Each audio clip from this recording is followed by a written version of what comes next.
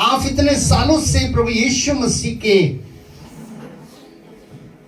इस 25 दिसंबर को मना रहे हैं, लेकिन क्या कभी जानने की कोशिश की कि यह पर्व हमें क्यों दिया गया? क्या बाइबल हमें इजाजत देती है कि हम पर्व को मनाएं?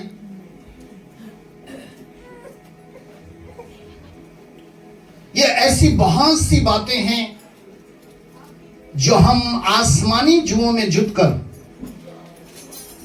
इस पृथ्वी पर प्रभु के दिन को भी हम सेलिब्रेट करते हैं। आज प्रभु का दिन है। Hallelujah, hallelujah. इसलिए थोड़ी देर के लिए सारी बातों को भुलाकर, क्योंकि अभी बहुत से काम हैं, बहुत से लोगों के लिए गिफ्ट हैं, अनाउंसमेंट हैं, और फिर उसके साथ में एक लंच है, बहुत कुछ है अभी। लेकिन ये जो हमारा थोड़ा सा वक्त है, ये हमारा और आपके जानने का वक्त है कि हम जानें कि 25 दिसंबर हमें क्यों दिया गया।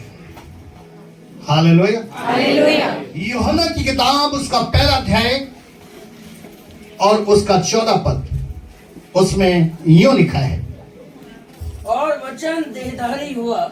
और वचन देहधारी हुआ। यहां समझिए, यीशु मसीह की पैदाइश का दिन है, और यीशु मसीह अभी झूले पर नहीं झूल रहे, और ना ही उस वक्त में जब वो पैदा हो रहे थे या पैदा होने वाले थे या पैदा हो चुके थे तो वो झूले पर झूल रहे थे।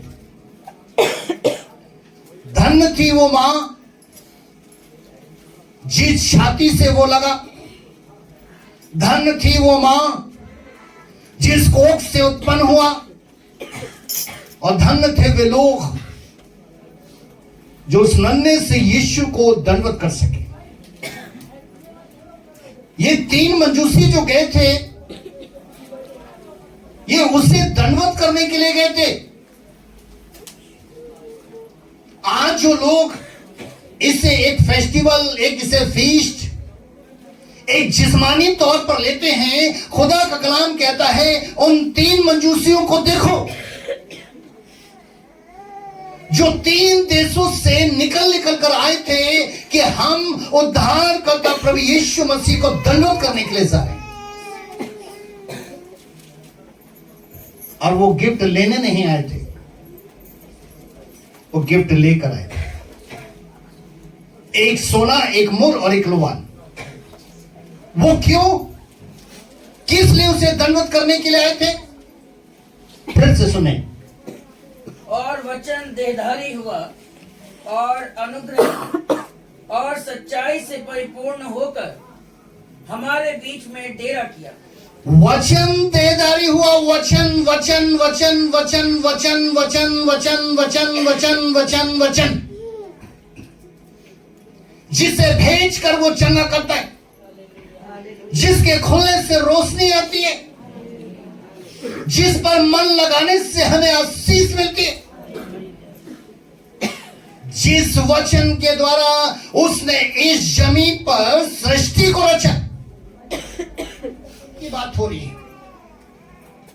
आज का दिन 25 दिसंबर, इसके विषय में खुदा का कलाम कहता है, पढ़िए फिर से। और वचन देहधारी हुआ और वचन देहधारी हुआ और अनुग्रह और सच्चाई से परिपूर्ण होकर। 2 चीजें, अनुग्रह और सच्चाई। अनुग्रह और सच्चाई से परिपूर्ण होकर, मतलब पूरा भरकर, परिपूर्ण होकर हमारे बीच में डेरा किया। हमारे बीच में डेरा किया। मेरे प्रियो, वचन इस चीज को बताता है कि प्रभु यीशु मसीह जो इस जमीन पर आज के दिन पैदा हुए, वो आदि का वचन थे। लेकिन वो वचन कैसा थे? उजाला हो तो उजाला हो गया, आकाश बन तो आकाश बन गया, समुंदर बन तो समुंदर बन गया, पशु पक्षी परिंदे, घरेलू पशु, जल में रहने वाले जीवित प्राणी, उसने कहा बन जा तो बन गया। ये वही वचन 25 दिसंबर को देह धारण करता है।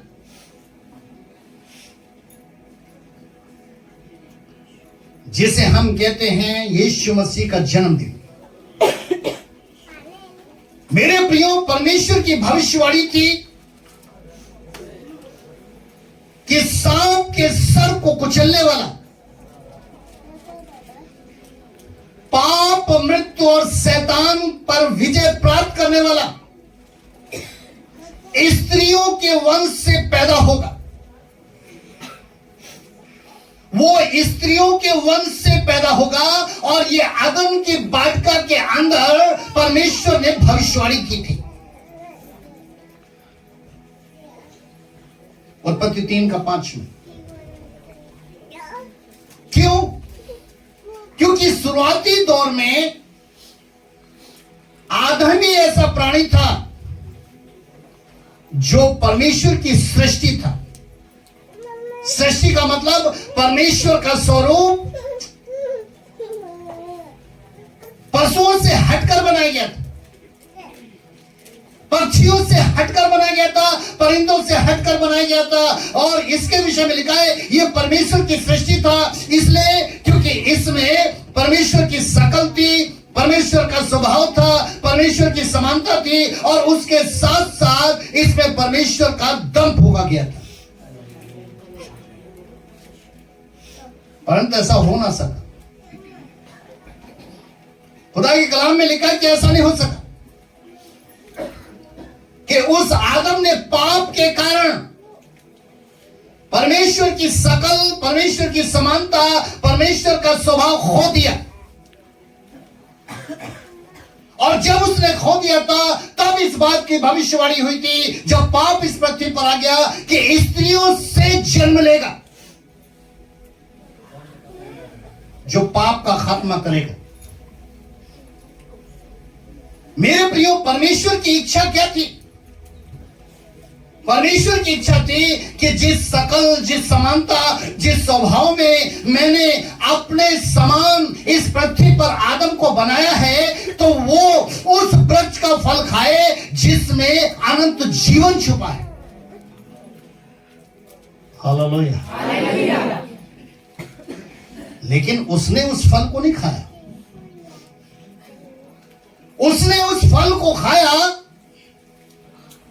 जिससे पाप इस पृथ्वी पर आया।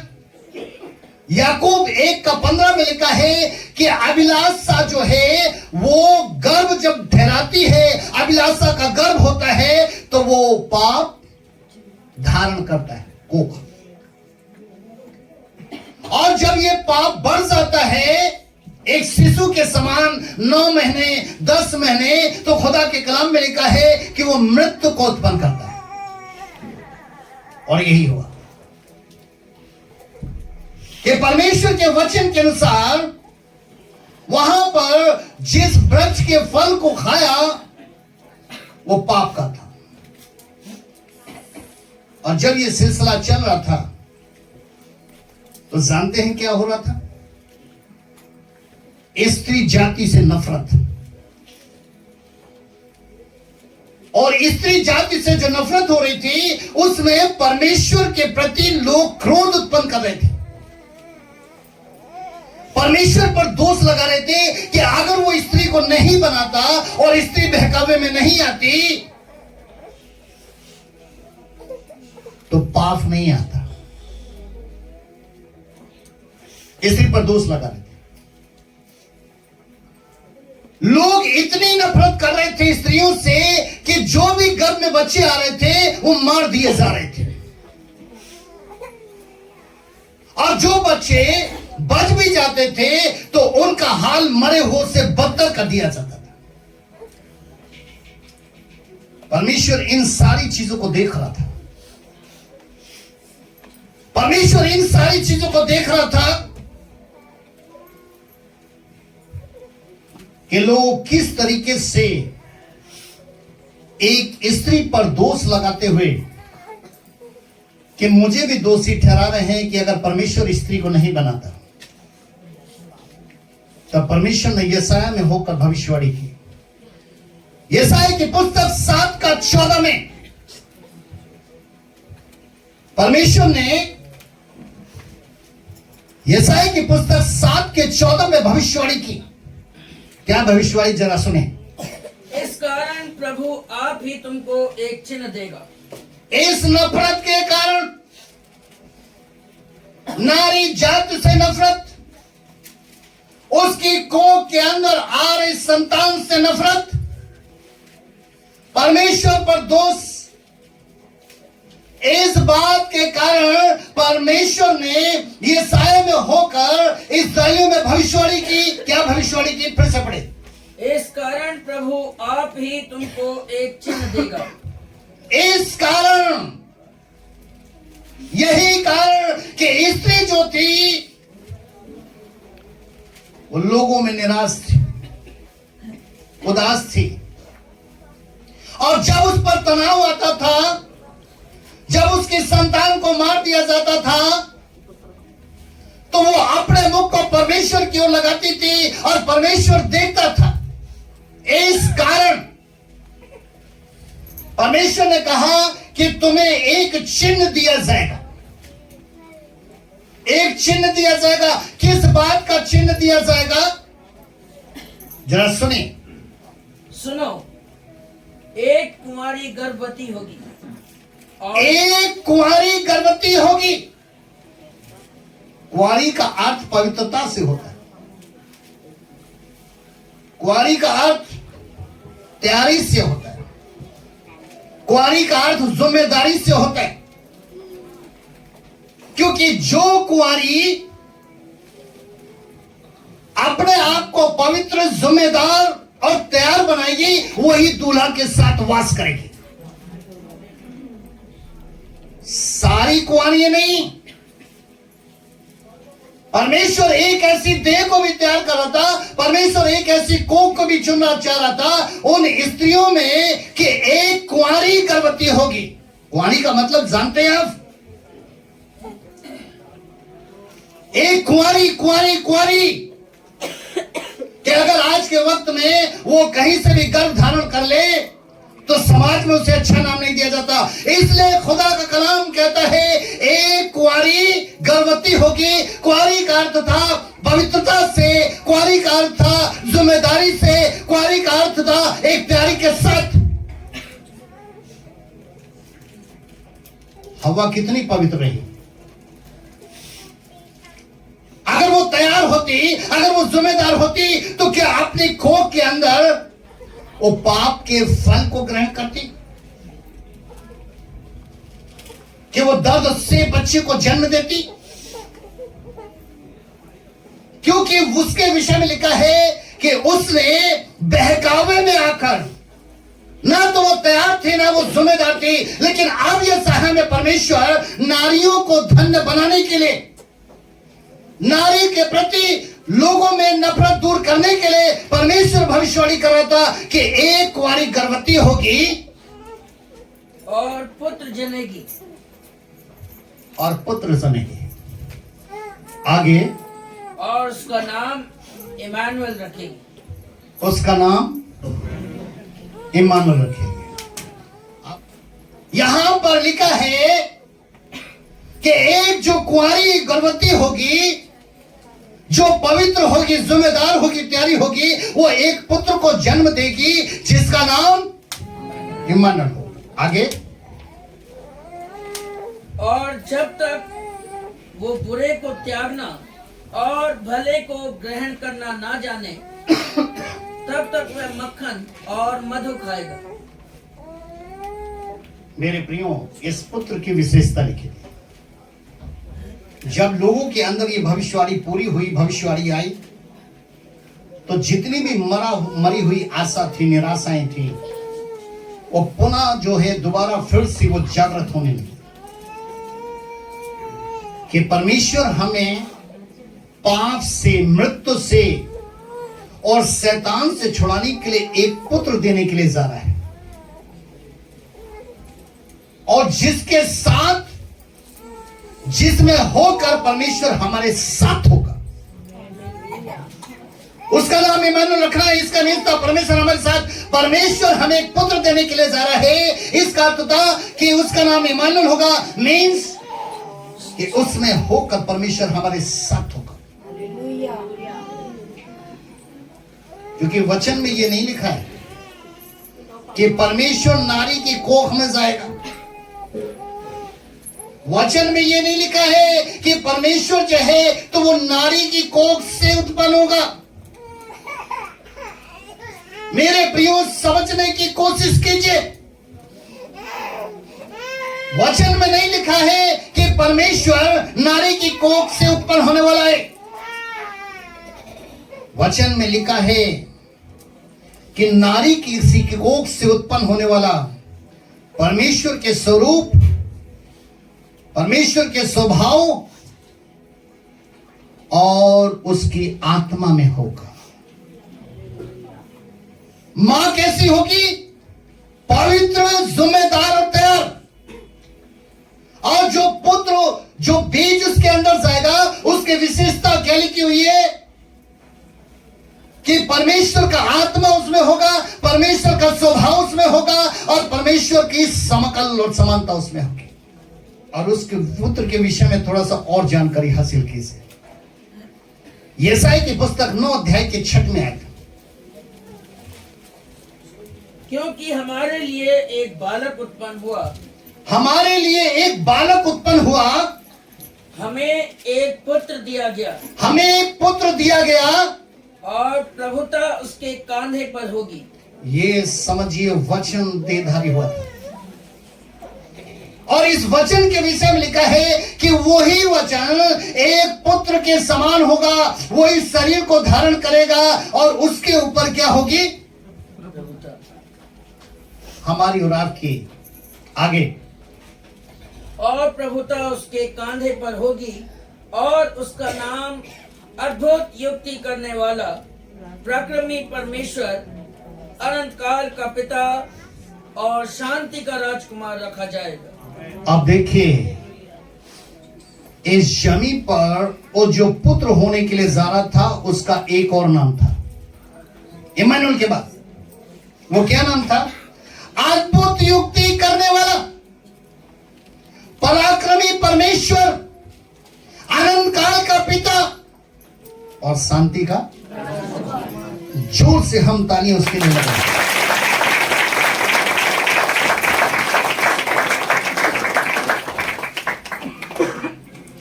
अब ये बात थी कि स्त्री के वंश से जो पैदा हो रहा है, जो पैदा होने वाला है, वो मनुष्य का पुत्र बनकर जरूर उत्पन्न होगा।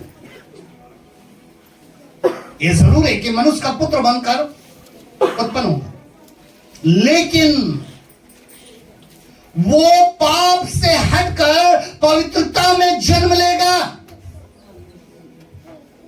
पाप से हटकर पवित्रता में जन्म लेगा, अर्थात मानवीय गर्भावस्था से हटकर।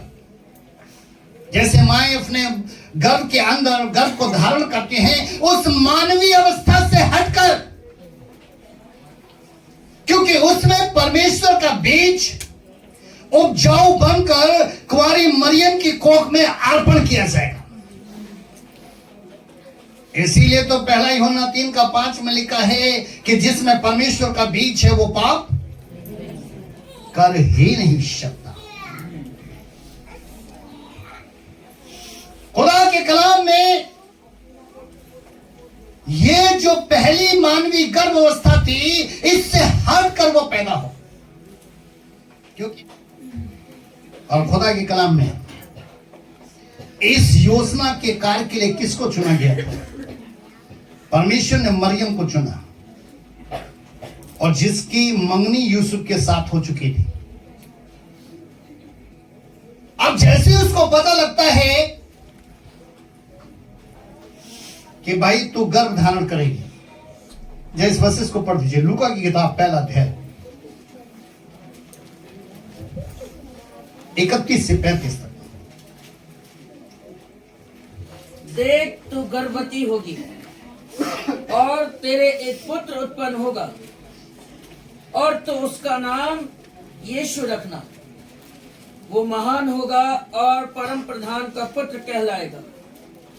और प्रभु परमेश्वर उसके पिता दाऊद का सिंहासन उसको देगा और वो याकूब के घराने पर सदा राज्य करेगा। अब परमेश्वर ने जब ये बात कही तो आगे सुने, और उसके राज्य का अंत ना होगा। मरियम ने स्वर्गदूत से कहा, अब जैसे ही मरियम ने सुना इस बात को तो स्वर्गदूत से कहा, ये कैसे होगा? मैं तो पुरुष को जानती ही नहीं। ये कैसे हो सकता है, मैं तो कुंवारी हूं। लेकिन परमेश्वर इस योजना के लिए एक ऐसी कुंवारी को चुन चुका था जो पवित्र थी, जो जिम्मेदार थी और जो इस कोख की रखवाली के लिए तैयार थी। मरियम जो थी तो उसने कहा कि प्रभु ठीक है, तेरे वचन के अनुसार हो। तो मरियम तो जान गई, मरियम को तो पता लग गया कि ये परमेश्वर का बीज के द्वारा मेरी कोख, और जब मेरी कोख में डाला जाएगा तो परम प्रधान की सामर्थ की छाया चारों तरफ से होगी, उसे देख नहीं सकता कोई कि कब गर्भ का बीज उसमें डाला जाता है। ये बात मरियम जान चुकी थी। अब वैसे ही उसका मंगेतर, मतलब जिसके साथ उसकी मंगनी हुई थी, यूसुफ, उसने जब चुना कि भाई हम जिसके साथ हमारी शादी होने के लिए जा रही है, अभी मंगनी हुई है और इसने गर्भ को धारण कर लिया, तो उसने भी चुपके से उसे छोड़ने की मनसा बनाई। लेकिन उसे भी जैसे इसके पास, मरियम के पास स्वर्गदूत आया था, वैसे ही यूसुफ के पास स्वर्गदूत गया और क्या कहने लगा? मत्ती किताब 1:20, फरिश्ता जैसे मरियम के वैसे ही यूसुफ के पास पहुंचता है और उसे कहता है उसे छोड़ने की जरूरत नहीं,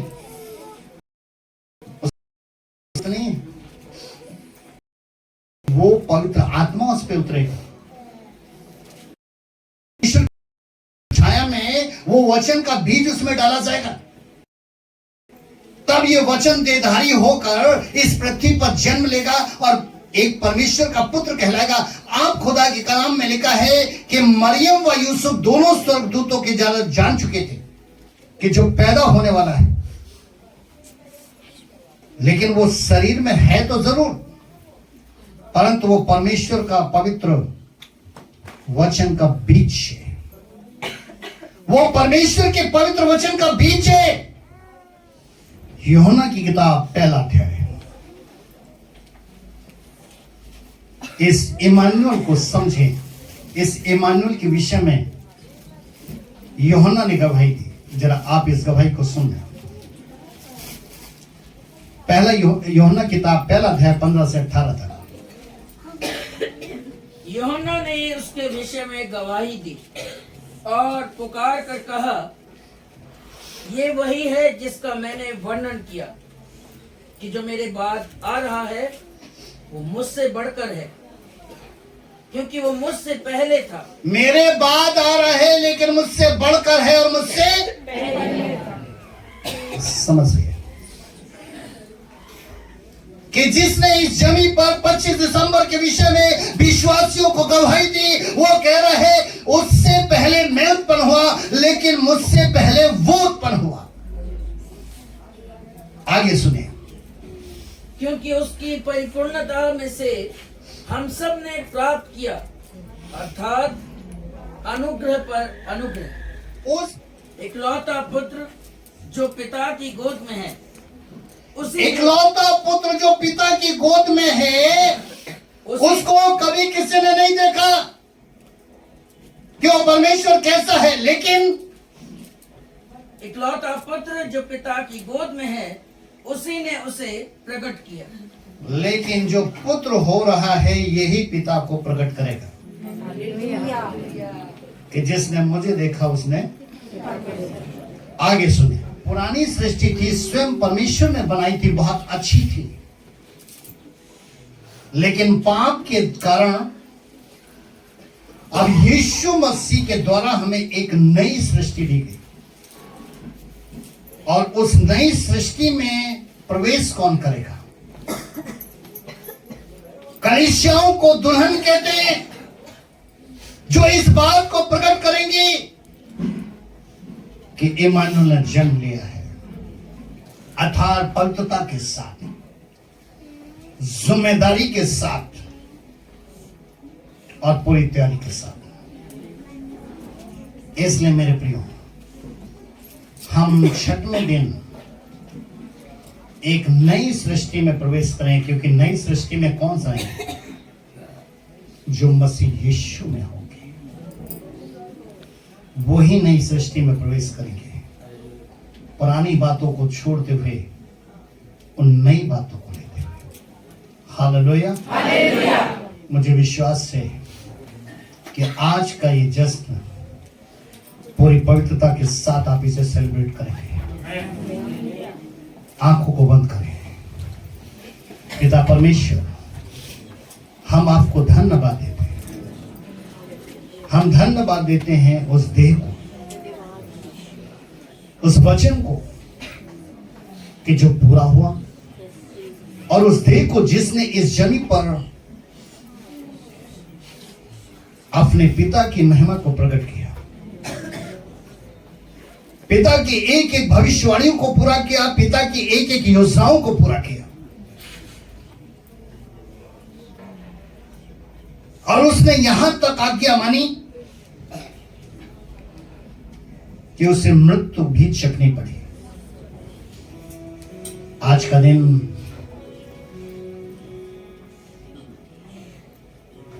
आत्माओं में आशा डाली कि अब शरीर आत्मा को नहीं चलाएगा, बल्कि अब आत्मा शरीर को चलाएगी। क्योंकि जहां आत्मा की उपस्थिति होगी वहां आनंद की भरपूरी होगी। क्योंकि जहां पर लोग आत्मा और सच्चाई से भजन गाएंगे वही परमेश्वर होगा।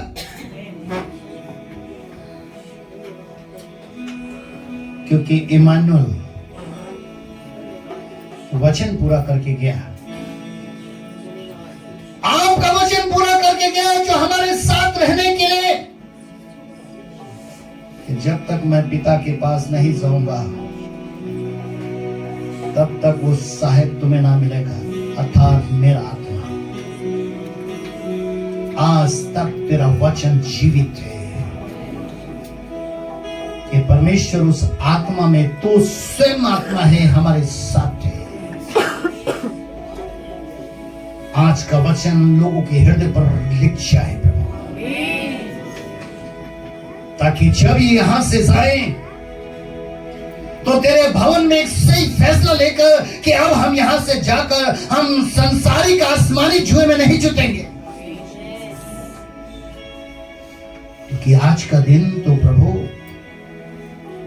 तूने पापियों को नजात दी थी, और आज ही के दिन शैतान हमें फिर से पाप करवाता है और तेरा जश्न मनाने के लिए कहता है। प्रभु ऐसा हर एक मन बदल जाए। आने वाला नया साल प्रभु जो छठवां दिन है, मसीह यीशु की सृष्टि में प्रवेश करने वाले हो सके। तूने ऐसा किया, उसके लिए धन्यवाद।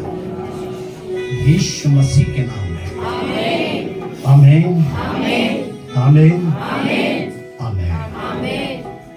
हालेलुया।